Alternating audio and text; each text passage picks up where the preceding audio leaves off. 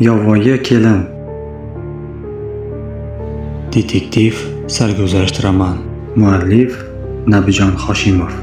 Ikkinchi qism. Birinchi bo'lim. Marjon tabib, zanjirband malika. Assalomu alaykum aziz tinglovchi. Videoni boshlashimizdan oldin kanalimizga obuna bo'lib qo'yishni unutmang. Bu siz uchun bir soniyalik ish xolos, biz uchun esa bu juda ham muhim. Va keyingi qismlarini yanada tezroq tayyorlab taqdim etishimizda asosiy turtki bo'lib xizmat qiladi. Iltimos, obuna bo'ling.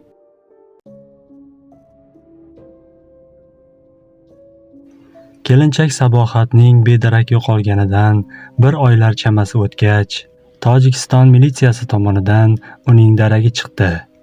Sarvar Shohaydarovga qarashli Niva avtomashinasining parchalari tog' jarliklaridan birining sharqirab oqayotgan soyi ichidan topildi.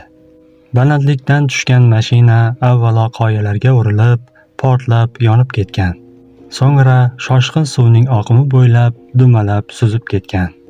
U qoya toshlar oralig'iga qisilib qolgan bo'lib, ichidagi yo'lovchilar nom-nishonsiz ketgan edi. Mashina salonidagi g'aladonda tasodifan kuymay qolgan, lekin suvda ivib ketgan ayollar sumkachasi chiqdi. Bu Sabohatniki bo'lib, ichida selofan bilan g'iloflangan imtihon daftarchasi va fuqarolik pasporti ham bor edi. Imtihon daftarchasida albatta oxirgi imtihon topshirgan, ya'ni bedarak yo'qolgan kun qayd etilgandi. Bu Sarvarning qiz bilan qochib, birga halokatga uchraganligidan dalolat berardi. Lekin qizning nima uchun bunchalar uzoqqa olib ketilganligi jumboqligicha qolaverdi. Sarvarga ham, Sabohatga ham uylarida aza ochildi va bu mash'um voqeani har ikki tomon o'zicha talqin qilishdi. Biroq endi ikki rahbar o'rtasidagi husumatga o'rin qolmadi. Hammasini yoshlarning o'zboshimchaligi tufayli kelgan ajalga yo'yib qo'ya qolindi. Aslida mashinani kim mingandi? Nahotki Andrey bo'lsa? Yo'q. U rulga ham o'tirmagandi. O'sha Sarvar bilan ajrashgan kunida Andrey kuchli jalada ham yo'l bosdi. Qattiq shamollaganidanmi yoki oyog'ining suyagi dars ketganidanmi tana harorati keskin ko'tarilib ketdi. U jon jahdi bilan otning bo'yniga yopishib oldi va jonivorni o'z izniga qo'yib berdi. Faqat ikkinchi sutkadagina cho'ponlar uni ot ustida behush holatda topib olishib, qo'tonlarga olib ketishdi. Zudlik bilan tez yordam chaqirish yoki kasalxonaga olib borish zarur edi. Andrey arang o'ziga kelib, cho'ntagidan Nivaning kalitini chiqarib, mashina qaysi bir tepalikda qolganini aytdi. Cho'pon bolalardan biri uni ko'rgan ekan. Mashina minishga ishqiboz ekanmi, uni minib kela olishini aytdi. Biroq uni yurgizayotgan mahali mashina o'z-o'zidan pastlik tomon yurib ketgani uchun uni to'xtatib qola olmaydi va mashinadan arang sakrab tushib qoladi. Boshqaruvsiz mashina tubsiz jarlikka tomon qulaydi va yonib ketadi. Qo'rqib ketgan cho'pon bola to Andreyni olib ketgunlaricha ko'zga ko'rinmay yurdi. Andreyni kasalxonaga vertolyotda olib ketishdi. Uning ahvoli juda og'ir edi. Moskvaga, ota-onasiga xabar qilindi. Otasining odamlari kelishdi. Biroq aynan mana shu odamlardan biri bo'lgan Stepan ismli lo'li yigit narkokuryer sifatida moskvalik izquvorlarning e'tiboriga tushganlardan edi. Uning Tojikistonga va aynan tog'lar qo'ynidagi Panjikentga safar qilishi ularni shubhaga solmay qo'ymasdi. Shu sababli ular o'zlarining Dushanbedagi odami bo'lgan, doimo charm kurtka kiyib yuradigan, korrupsiyaga qarshi kurash bo'limining xodimi Aziz Rahmzoda bilan bog'lanishdi. Rahmzoda Panjikentga kelib, o'z odamini Andrey yotgan palataga joyladi. Biroq o'ziga kerakli ma'lumotni olib ulgurmadi. Andreyni olib ketishdi.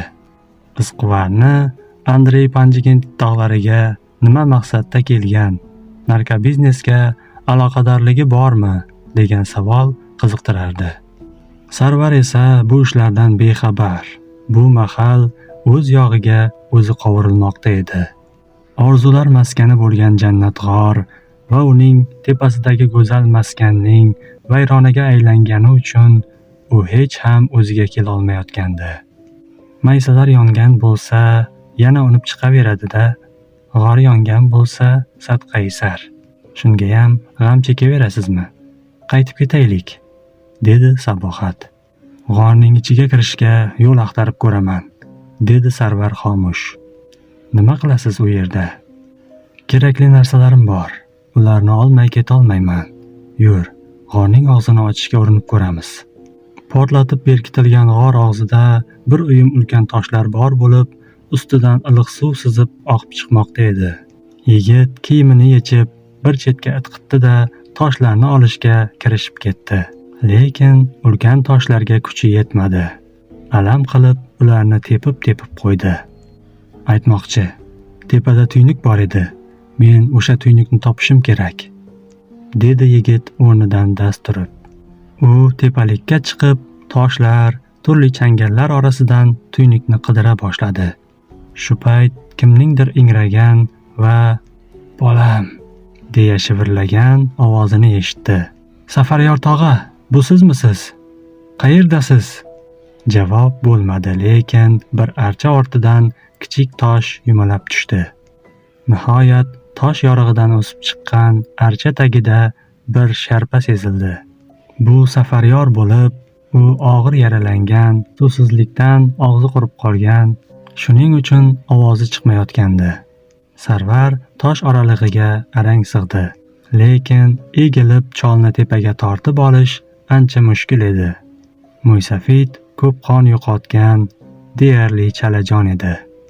"Sabohat, bu yerda odam bor ekan, yarador, tez suv kerak", deya qichqirdi yigit. Sabohat bir siniq ko'zada suv olib chiqib keldi. Uni cholga ichirishdi va endi ikki kishilashib Mo'ysafidni tosh ustiga tortib chiqarishdi. "Meni tuynuqqa tushiringlar. O'lsam, g'or ichiga ko'minglar. Iltimos", dedi yarador kishi hansirab. "Siz o'lmaysiz, otaxon. Tuzalib ketasiz. Tuynuq qayerda o'zi?" deb so'radi Sarvar. "Mana shu yoriqda ozgina yurish kerak. Men yetib bora olmadim." Sarvar o'sha joyni topdi, lekin g'or ichi qorong'uligi uchun hech narsa ko'rinmadi. Sabohat esa cholning yarasini suv bilan yuva boshladi. O'q yon biqiniga tekkan ekan. "Sizni kim otdi?" deb so'radi qiz. "Daydi o'q. Maxsus otryadga shunaqa buyruq berilgan bo'lsa kerak. Tushishning iloji yo'q, fonar kerak ekan", dedi Sarvar. "Ichiga tushib olsang bo'lgani, ichi yorug'. Bo'lmasa arqon kerak. Arqon bor. Qayerda? Esingdami, sizlarga bir bog'lam mol berganim?" "Ha, men aytganlaringizni olib keldim." "Yo'q, ular endi menga kerakmas." "Bu qiz o'sha qallig'ingmi? Baxtli bo'linglar, ilohim. Lekin bu yerdan ketinglar. Meni ko'minglar-u ketaveringlar." "Unday demang, siz sog'ayib ketasiz. Sizni ham olib ketamiz", dedi Sabohat. "Yo'q qizim, mening vatanim shu yer. Kunim bitib qoldi shekilli." Qiz ko'zlariga yosh oldi. "Unaqa demang, otajon. Tuzalib ketasiz. Biz sizni tashlab ketmaymiz. Meni doktorlikdan xabarim bor. Sarvar yaxshi yigit. U seni albatta baxtli qiladi, qizim. Sen uning yagona orzusisan. Lekin afsus", dedi chol va yo'tala boshladi. "Otaxon, hademay qorong'u tushadi", dedi Sarvar. "Bora qol bolam. O'sha yerdan tepalikka qarab so'qmoqdan chiqaverasan. Ulkan archa ostida qurbaqasimon siniq tosh bor. Toshning tagida omborim bor. Keyin g'orning ichida ham ombor bor. Dori-darmon ko'p." Sarvar chopib ketdi va ko'p o'tmay qurbaqasimon toshni topib, ulkan archa tomirlari orasida joylashgan qabrga o'xshash kichik yashirin omborni topib oldi. U eng kerakli ro'zg'or asboblari, miltiq, o'q-dori, xaltalarda ko'knori urug'i, po'stlog'i, mo'miyo, har xil giyohlarning ildizlari, asal va nihoyat bir talay qoraxon bog'lamlari ham bor ekan. Xazinaning o'zi-ku. Nahotki buni harbiylar topisha olmagan bo'lsa, deya hushtak chalib yubordi yigit va bir o'ram arqonni oldi-da, endi nima qilish kerakligini rejalashtira boshladi. Otaxonni rozi qilib, bor molni olaman-da, Andreyning oldiga jo'nayman. U xudo xohlasa quruq ketmaydi. Iloji bo'lsa, uni to'g'ri Varshavaga uchirib yuboraman. Qaytib kelgunimcha Sabohat cholga qarab turadi. Uni shunga ko'ndirishim kerak, deya qaror qildi. Lekin avvalo yashash uchun sharoit yaratib, iloji bo'lsa g'or og'zidan kichikroq bo'lsa ham tuynik ochib berish kerak edi. Arqondan bor imkoniyatdan foydalanaman. Kerak bo'lsa tunu kun ishlayman, dedi Sarvar o'z-o'ziga qat'iy. U ishga shunday kirishib ketdiki, Sabohat qarshilik ko'rsatishni o'ziga ep ko'rmadi. G'or ichida qora chiroqlar bor edi. Ularning bir nechtasi yoqib qo'yildi va jannatning bir bo'lagi namoyon bo'ldi. Sabohat ham g'or shiftiga boqib mahliyo bo'lib qoldi. Kristal toshlar bir-biridan nur olib, turli rangda jilolanardi. O'rtadagi iliq buloq va undagi go'zal baliqlar, mo'tadil havo harorati odamning tanasini yayratardi. Lekin g'or og'zining berkligi bu yerdagi havo aylanish jarayoniga putur yetkazgan, olovning yonishi qiyinlashmoqda edi. Nima bo'lsa ham tuynik ochishim kerak, bo'lmasa o't yoqib bo'lmaydi, havo yetishmay qoladi, degan o'yga bordi yigit. U qizni g'or ichidagi kerakli ashyolar, ozuqa zaxiralari, ust-bosh va po'staklar bilan tanishtirib chiqdi. G'orning yana kichik-kichik xonalari ham ko'p bo'lib, u yerda Sarvar hali bilmaydigan quritilgan giyoh va tomirlar, dudlangan go'sht va idishlarda sari yog'lar ham ko'p ekan. Cholga yaxshi joy qilib berishdi va uning aytganlari bo'yicha qizmalhamlar tayyorlay boshladi. Sarvar esa g'orni ichkari tomondan ochishga urinib ko'rmoqchi bo'ldi. Toshlarning bir joyidan sichqon inidek yorug'lik kirib turar va bu go'yo ko'milib qolgan odam uchun ozodlikka chiqishga chorlay oladigan umidbaxsh nur edi. O'g'lim, ehtiyot bo'l, tosh bosib qolmasin. Sen bizning yagona umidimizsan. Teshik ochmasang bo'lmaydi, nafasim qisib boryapti, dedi Mo'ysafid hansirab. Sarvar dam tepaga chiqib, dam pastga tushib, yo'l ochishga kirishib ketdi. Katta yog'ochlardan olib chiqib, tosh orasiga qistirib, itarib ko'rdi. Bu yaxshi natija berdi. Arqondan ham foydalandi. Uni biror toshga bog'lab, avtokran holatida ko'tarib ko'rdi. Sabohat esa turli giyohlardan choy damlab, ovqat pishirib berib turdi. Arqonni tortishga yordamlashdi. Bahodir yigitning harakatlarini zimdan kuzatdi. Sarvar tinim bilmasdi. Go'yo butun borliqni unutgandi. U go'yo o'zining bolalikdagi orzulari sari yo'l ochmoqda edi. Bu yo'l uning taqdirini belgilab beradigandek mo'jizakor yo'l edi. Yigit terlab pishib ketar, iliq suvdan to'yib ichib, chayinib olar, shunda suv unga quvvat baxshida qilardi. Yomg'irlar ham yog'di, izg'irin shamol ham keldi. Biroq u tinim bilmadi. Tunu kun ishladi. Atrofda yig'ilgan bir talay tog' echkilari quloqlarini dikkaytirib, yigitning mehnatiga go'yo baho bermoqda edilar. Sabohat ularga o't berib, qo'lga o'rgata boshladi. Uning jonivorlarga o'ta mehribon munosabatda bo'lishi, erkalashi, bo'ynlarini qashlashi tufayli hademay echki suti ham sog'ila boshlandi. Kiyik, jayron va boshqa hayvonlar ham suv ichgani asosan iliq jilg'a bo'yiga kelishar ekan. Tez orada kuydirilgan o'simliklar o'rnida yangi yashil maysalar bo'y cho'za boshladi. Nihoyat odam yotib, sudralib kiradigan darajadagi tuynik ham hosil bo'ldi. Bu tuynik kiraverishdan 3 metr chamasidagi yo'lak bo'lib, u yog'iga yana keng yo'llar boshlanardi. Eng muhimi, havo aylana boshladi. Tuynikni esa yana maydalab o'yib, kengaytirish imkoni bor edi. Safaryor anchagina o'ziga kelib qoldi. Qilgan mehnati uchun Sarvardan behad xursand bo'ldi. Rahmat bolam, ana endi erkin nafas olib o'ladigan bo'ldim. Yo'q, o'lishingizga endi hojat qolmadi. Chunki endi havo bor, dedi yigit kulib. Sabohat yaxshi qiz ekan, lekin uni kelinchak bo'lganidan keyin o'g'irlab kelib, yaxshi ish qilmabsan. Boshqa iloj topa olmadim-da, dedi yigit yerga qarab. Lekin eri javobini bermagunicha uni nikohlab olishga haqqing yo'q. Hech bo'lmasa 6 oy vaqt o'tishi kerak. Eskichada shunday yozilgan. Eskichada shunday yozilgan. 1 yil desangiz ham uni kutaman. Shunday bo'lsa ham aytib qo'yay.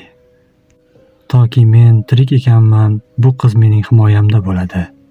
Unga yaqinlashishingga yo'l qo'ymayman, dedi Mo'ysafid asosini ko'tarib.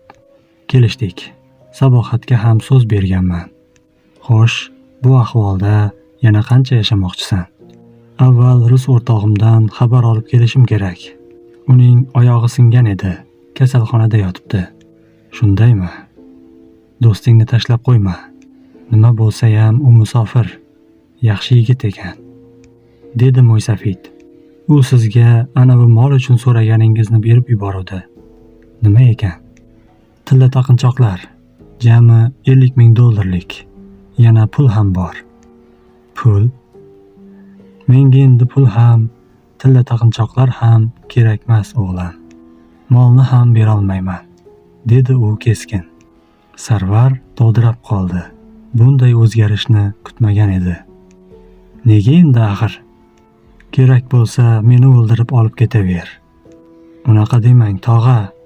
Men bu molni sotish uchun emas, odamzodning biror kor holiga yaraydimi deb bir umr yiqqanman. Tibbiyotni yaxshi tushunadigan biror olim shu tomonlarga kelib qolsa, undan odamlarni giyohvand bangilarni davolash uchun kerakli qarshi dori vositasi tayyorlasa bo'lar degan maqsadda. Bilsang, ilon zahridan ham dori tayyorlanadi. Faqat me'yorida ishlatilsa, qoraxon ham dori. Lekin odamlar quyushqondan chiqib ketishibdi. Bir-birini zaharlab o'ldirishmoqda. Necha senga o'xshash yoshlarning yostig'ini quritmoqda. Bu juda katta gunoh. Men o'limim oldidan boshqa gunoh ish qilmoqchi emasman. Axir bu biznes. Tirikchilikning aybi yo'q-ku, ota. Tirikchilikning boshqa yo'li ko'p. Faqat ozgina harakat qilsang, kallangni ishlatsang pul topilaveradi. Lekin sizlar tanlagan yo'l to'g'ri emas. To'g'ri bo'lganida butun dunyo odamlari giyohvandlikka bunchalar qarshi kurashmagan, ko'k norini kuydirib, g'orimizni og'zini yopib ketishmagan bo'lardi. Otaxon, oxirgi marta imkon bersangiz, biz mijozlardan pulni oldindan olib qo'yganmiz. Agar molni bermasak, do'stimni ham, meni ham sog' qo'yishmaydi. Qo'y, meni qiynama, shundoq ham gunohlarim ko'p, dedi otaxon va orqasini o'girib yotib oldi. Sarvar nima qilarini bilmay boshi qotdi. Qo'li ishga bormadi. Tentirab yuraverdi. Jayronchaga echkini emizayotgan qiz bu holatni sezdi. Ha, jannatxor Bahodiri, tinchlikmi?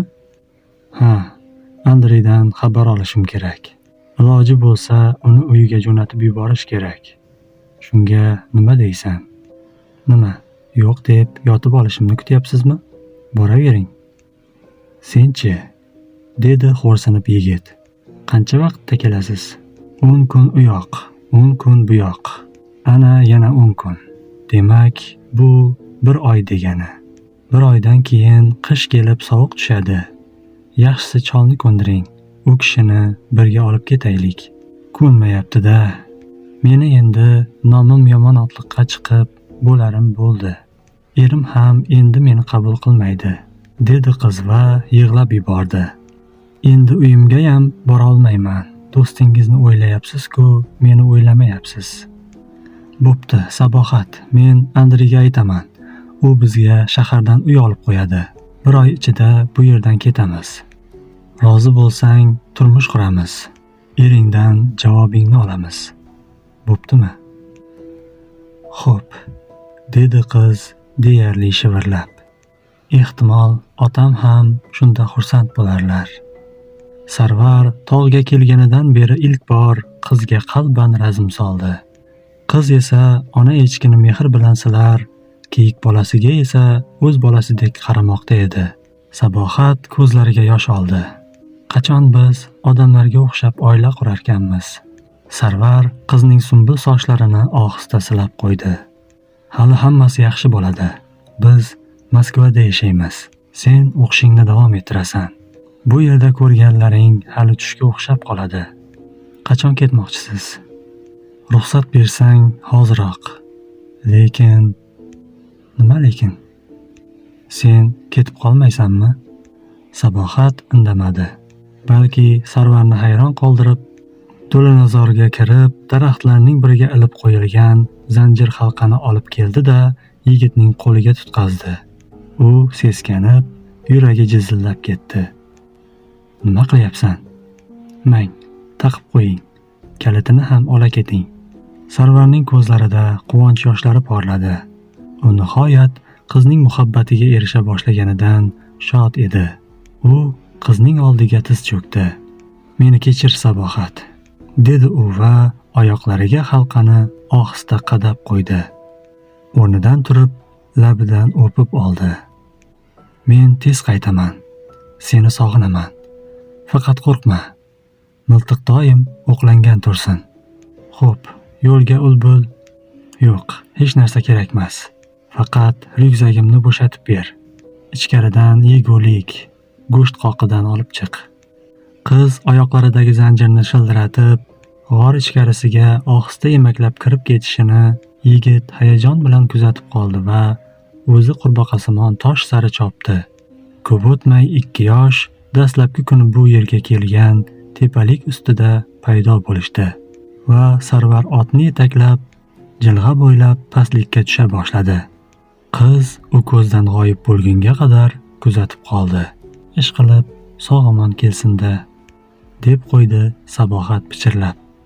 Lekin Sarvarning g'or sohibi Safaryor tog'a bilan xayrlashmay ketganidan hayron bo'ldi.